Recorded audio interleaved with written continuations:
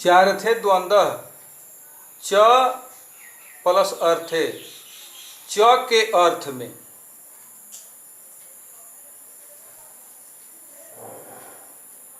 चारथे का मतलब हो गया च के अर्थ में।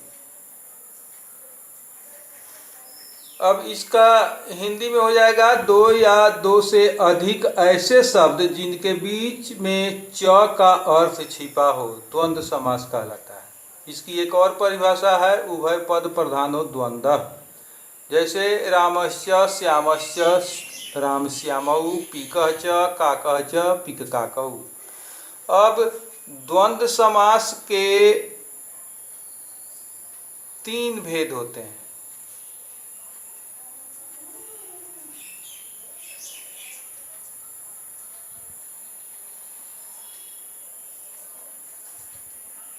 पहला है इतरेतर द्वंद्व,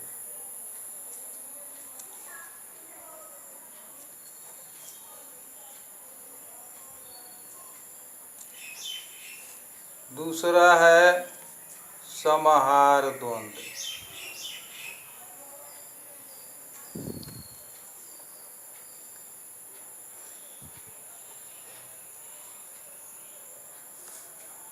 और तीसरा है एक शेष द्वंद्व।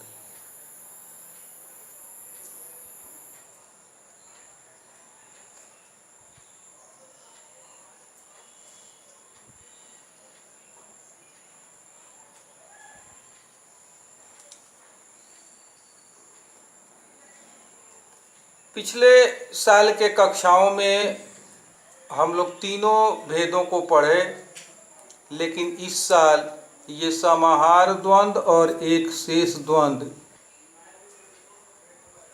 आउट ऑफ सिलेबस, इस साल के लिए ये सिलेबस से हटा दिए गए हैं। अब इस साल हमको एक ही पढ़ना है, इतरेतर द्वंद्व।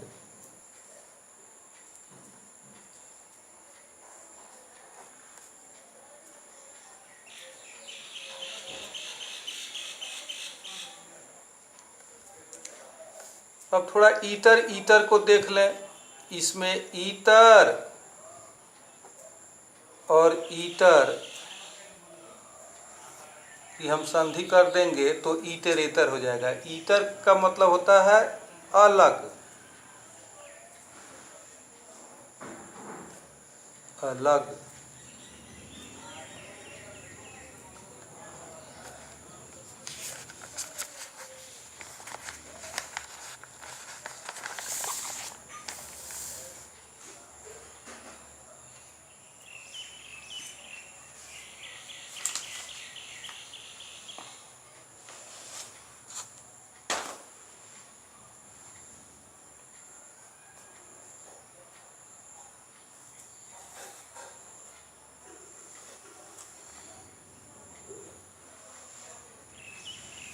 यह समास प्रायः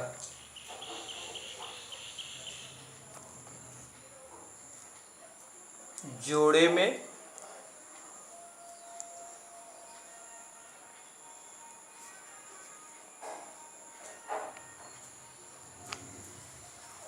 या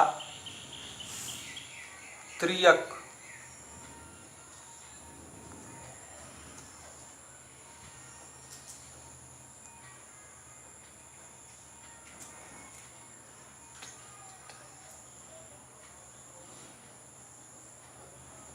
प्रायः त्रितय होते हैं या त्रितय शब्दों के साथ होंगे।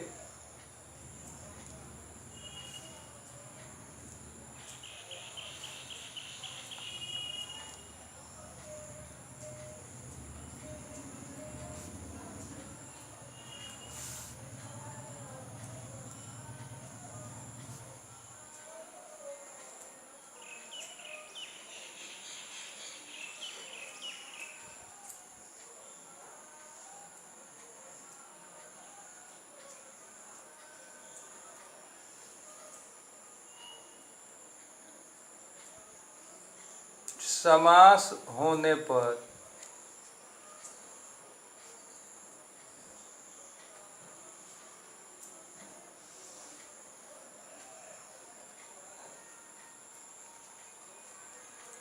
समस्त पद का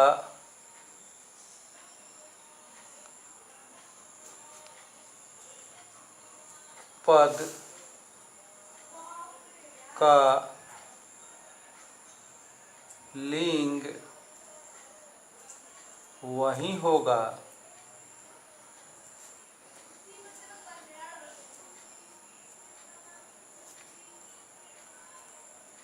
जो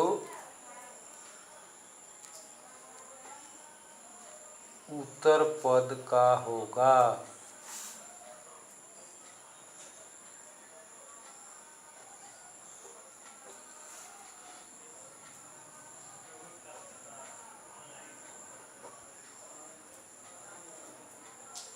जैसे रामः च सीता च।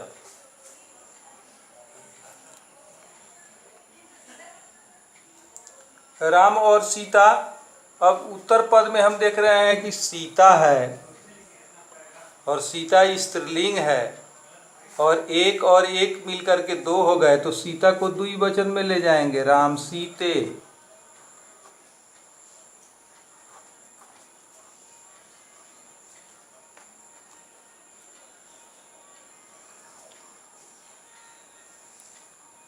सीता च रामः च। और यहाँ सीता राम हो रहा है तो सीता पूर्व पद है, राम उत्तर पद में है, तो राम पद पुल्लिंग में है, तो सीता रामऊ।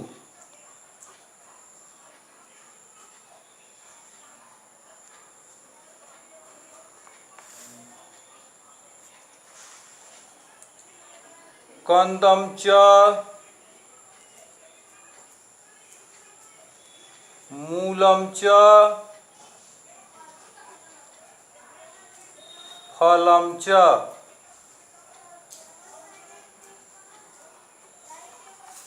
यहाँ त्रितय हो गया, तीन हो गए, कंद मूल और फल। सभी नपुंसक लिंग में है, लेकिन अंतिम पद फलम है, नपुंसक लिंग में है, तो फलम फले फलानी, तीन शब्द है तो बहुवचन, कंद मूल फलानी।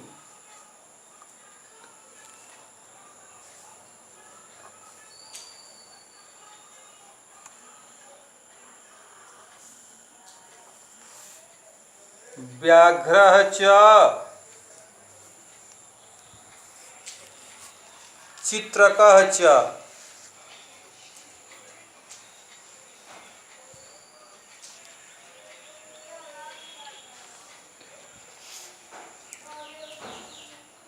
चित्रका का मतलब होता है चीता, बाघ चीता, तो व्याघ्र चित्रक पुल्लिंग है तो चित्रका चित्रकौ।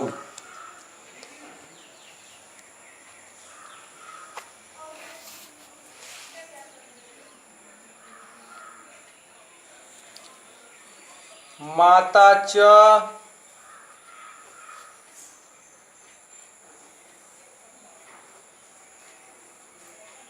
पिता च।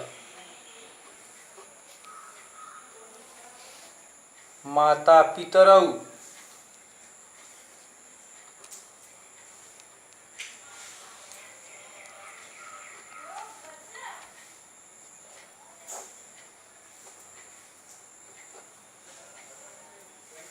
ये इम्पोर्टेंट है। और इसका पितरौ भी होता है, माता च पिता च, तो ये एक शेष द्वंद्व हो जाएगा, पितरौ। पितरौ प्रायः स्त्रीलिंग पुल्लिंग में होंगे और पुल्लिंग वाला शेष बचता है, इसलिए इसका नाम एक शेष है। तो ये दोनों, ये भी सही है, माता पितरौ और पितरौ भी सही है, लेकिन यह एक शेष द्वंद्व का उदाहरण हो गया।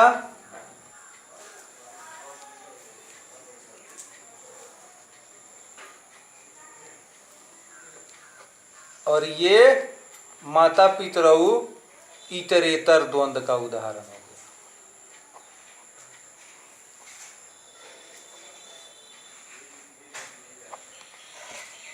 और हमको इस साल पढ़ना है सिर्फ इतरेतर द्वंद्व, तो इस बार यदि आएगा तो पितरऊ ऑप्शन नहीं रहेगा।